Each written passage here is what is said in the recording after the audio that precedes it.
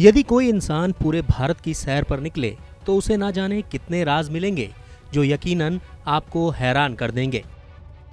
उत्तर से दक्षिण और पूर्व से पश्चिम तक 28 राज्यों से बना ये भारत प्रत्येक क्षेत्र में एक दिलचस्प कहानियां छुपाए बैठा है। इन्हीं कहानियों में से एक कहानी है राजस्थान के चित्तौड़गढ़ किले की। यूं तो क्षेत्र के आधार पर स्वयं राजस्थान काफी विशाल है, लेकिन उससे भी कहीं ज्यादा विशाल है इस राज्य का इतिहास। एक ऐसा इतिहास जो पथ पथ पर हीरे जवाहरात जैसे आकर्षक इतिहास से जड़ा हुआ है। चित्तौड़गढ़ किले का इतिहास भी कुछ ऐसा ही है। बहुत कम लोग जानते हैं कि हिंदू सभ्यता के अनुसार विभाजित किए गए 4 युगों में से चित्तौड़गढ़ किला द्वापर युग से भी संबंध रखता है।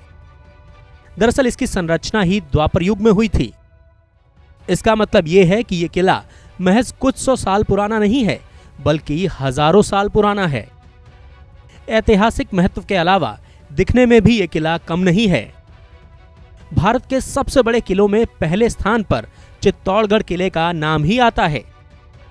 इस किले में राजस्थान की माटी के लाल महाराणा प्रताप और दिल्ली के बादशाह अकबर के बीच भीषण युद्ध हुआ था, जो कई महीनों तक चला।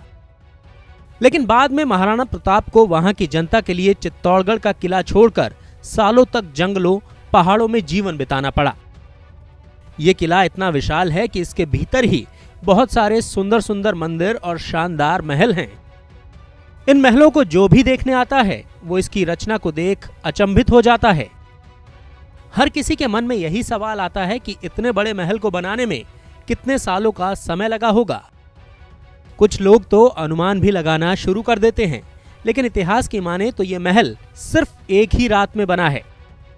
जी हां, इस महल को बनाने के लिए पूरे दिन का भी इस्तेमाल नहीं किया गया, बल्कि एक रात में ही इसे खड़ा कर दिया गया था। अब आप सोच रहे होंगे कि सालों पहले जब भारत में कुछ खास तकनीक नहीं थी और हर एक काम हाथों से ही होता था, मशीनी युग से दूर दूर तक हमारा कोई नाता नहीं था, उस समय में कैसे सिर्फ एक ही रात में इतने बड़े महल को बना दिया गया होगा। लेकिन सच यही है कि केवल एक ही रात में यह महल बना था। यकीन नहीं होता तो द्वापर युग की यह कथा सुन लीजिए। दरअसल पांडवों के दूसरे भाई भीम ने करीब 5000 साल पहले चित्तौड़गढ़ के किले को बनवाया था। 5 पांडव भाइयों में से सबसे बलशाली राजकुमार भीम की ताकत को हजारों हाथियों के समान माना जाता था। भीम शब्द का अर्थ भी सबसे विशाल होता है, तो अपने विशालकाय संदर्भ की तरह ही भीम ने एक विशाल दुर्ग तैयार किया था।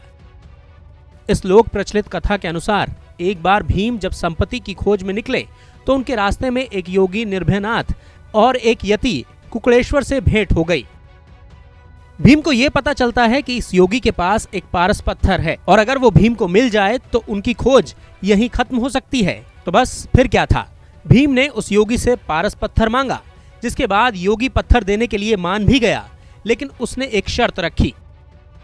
योगी के लिए वो पत्थर बहुत ही प्रिय था और वो आसानी से इस पत्थर को खुद से दूर नहीं कर सकता था, इसीलिए उसने भीम के सामने एक शर्त रख दी।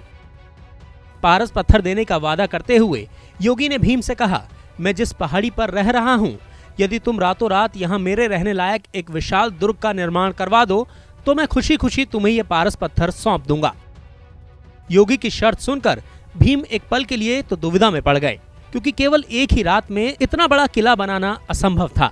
लेकिन फिर भी भीम ने योगी की शर्त को स्वीकार कर लिया और अपने 4 भाइयों की मदद से किला बनाना शुरू कर दिया।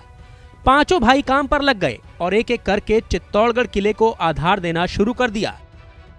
पांडवों की कुशलता देखकर योगी भी अचंभे में पड़ गया कि इतनी तेजी से किले का काम कैसे पूरा हो रहा है।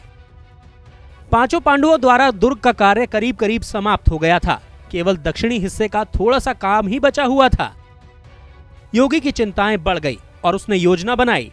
वायदे के अनुसार योगी ने पारस पत्थर देने के लिए हाँ तो कर दी थी, लेकिन उसका मन वो पत्थर देने को राजी नहीं था।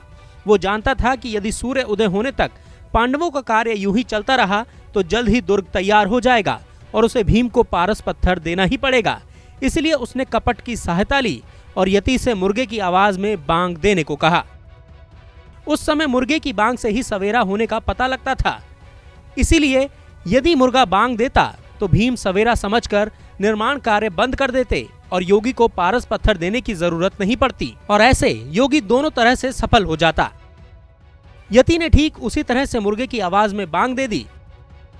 मुर्गे की बांग सुनते ही भीम को गुस्सा आ गया।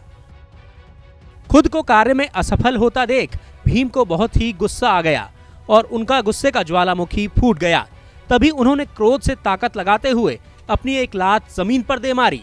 भीम की ताकत से उस पहाड़ी का वो हिस्सा जोर से हिल गया जहां भीम ने लात मारी और उस जगह एक बड़ा सा गड्ढा बन गया, जिसे आज के समय में भीलत तालाब के नाम से जाना जाता है। इस जगह पर एक तालाब बना हुआ है जो चित्तौड़गढ़ किले की सुंदरता को और भी उभारता है। कहते हैं कि वो जगह जहां पर भीम के घुटने ने विश्राम किया था उसे भीम घोड़ी कहा जाता है और जिस तालाब पर यति द्वारा मुर्गे की आवाज में बांग दी गई थी उसे कुकड़ेश्वर स्थान कहकर बुलाया जाता है।